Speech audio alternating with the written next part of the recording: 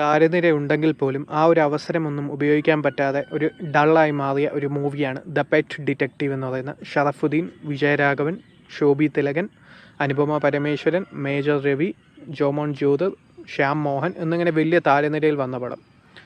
So ഇതിൽ കോമഡിയുടെ കുറേ ലോജിക്കില്ലാത്ത situations ഉണ്ട്, പക്ഷേ കോമഡി ഇല്ല.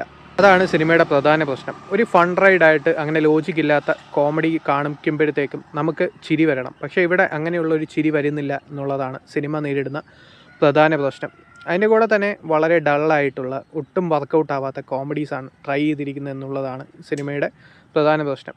ഇങ്ങനെയുള്ള സിനിമകൾക്ക് ആവശ്യമുണ്ട്. കാരണം ഇങ്ങനെയുള്ള സിനിമകൾ ഇപ്പോഴും ഒരു ഓർമ്മപ്പെടുത്തലാണ്. പണ്ട് നമ്മൾ കണ്ട് എൻജോയ് ചെയ്ത് നമ്മുടെ ലെജൻസിൻ്റെ കൊച്ചിൻ ഹനീഫ, ജഗതി, ഇന്നസെൻറ്റ് എക്സ്പ്രഷൻസ് കൊണ്ട് പോലും ചിരിപ്പിച്ചുകൊണ്ടിരുന്ന ആക്ടേഴ്സ് കാലഘട്ടത്തിലുള്ള സിനിമ എന്തായിരുന്നു എന്ന് ഓർമ്മപ്പെടുത്താൻ ഇങ്ങനെയുള്ള സിനിമകൾ എപ്പോഴും നല്ലതാണ്. സോ വരുന്ന കോമഡീസൊക്കെ ശ്രദ്ധിച്ചാൽ തന്നെ അറിയാം. അതിപ്പോൾ ശ്യാം മോഹൻ്റെ ഭാഗത്തു നിന്നാണെങ്കിലും ബാക്കിയുള്ള ആക്ടേഴ്സിൻ്റെ ഭാഗത്തു നിന്നാണെങ്കിലും ആ ഒരു കോമഡീസൊക്കെ അസഹനീയം എന്നുള്ളത്, മെയിൻലി ഫസ്റ്റ് ഹാഫിൽ വരുന്ന കോമഡീസൊക്കെ അസഹനീയമാണ്. ഇതിലൊരു ഷറഫുദ്ദീൻ്റെ ആ ഒരു ജോമോൻ ജ്യോതിറുണ്ട്, അവരുടെയൊക്കെ കോമഡീസ് കാണുമ്പോഴത്തേക്കും ഒന്നും തോന്നുന്നില്ല എന്നുള്ളതാണ് സത്യം.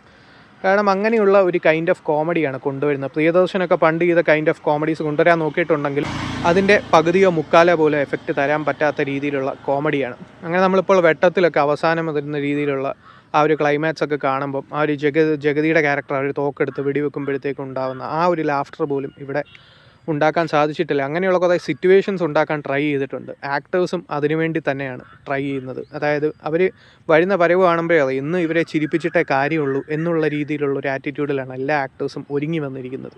അത് പ്രേക്ഷകന് എടുത്തറിയാൻ സാധിക്കും. അതാണ് സിനിമയുടെ സിറ്റുവേഷൻ. തന്നെ എവിടെയും കോമഡി വർക്കൗട്ട് ആവാതെ പോയ ഒരു ബോറിംഗ് ആയിട്ടുള്ള ഒരു മൂവിയാണ് പെറ്റ് ഡിറ്റക്റ്റീവ്. ഇതിൻ്റെ കഥയെക്കുറിച്ച് നോക്കുവാണെങ്കിൽ കഥ അതിലും കോമഡിയാണ്. കാരണം എന്താണെന്ന് വെച്ചാൽ ഇത് പെറ്റ് ഡിറ്റക്റ്റീവ് ആയിട്ടുള്ള, അതായത് ഇതിലൊരു ഡിറ്റക്റ്റീവാണ്. തൻ്റെ അച്ഛൻ നേരത്തെ ഡിറ്റക്റ്റീവായിരുന്നു, മകൻ ഒരു പണിയും കിട്ടാത്തതുകൊണ്ട് ഒരു ഡിറ്റക്റ്റീവായിട്ട് മാറുന്നു. അതാണ് ഷറഫുദ്ദീൻ. സോ ഷറഫുദ്ദീന് ഒരു ലവ് ഇൻട്രസ്റ്റ് ഉണ്ട് അനുപമ പരമേശ്വരൻ്റെ ക്യാരക്ടർ. സോ ഒരു അനുപമ പരമേശ്വരനെ കല്യാണം കഴിക്കണമെങ്കിൽ ഒരു കേസ് തെളിയിക്കണം. അതിനുവേണ്ടിയുള്ള പരിശ്രമങ്ങളൊക്കെയാണ് സിനിമ മൊത്തത്തിൽ കാണിക്കുന്നത്. അതിൽ ഇദ്ദേഹം പെട്ടുപോകുന്ന സാഹചര്യങ്ങളും അതിലുണ്ടാകുന്ന കോമഡീസും ഒന്നും തന്നെ ജെനുവിനായിട്ടോ നാച്ചുറലായിട്ടോ വന്നിട്ടില്ല എന്നുള്ളത് സിനിമയുടെ ഹൈലൈറ്റാണ്. അത് തന്നെയാണ് ഈ ഒരു കോമഡീസ് ഒന്നും മൂവിയിൽ വർക്കൗട്ട് ആവാത്തത്. സോ ഒരു മൂവി കാണാൻ താല്പര്യമുണ്ടെങ്കിൽ സ്വന്തം റിസ്കിൽ കണ്ടു നോക്കാവുന്നതാണ്. സോ ഒരു മൂവി തിയേറ്റേഴ്സിൽ ഇന്ന് റിലീസായിട്ടുണ്ട്. സോ കണ്ടിട്ട് നിങ്ങളുടെ അഭിപ്രായം പറയുക.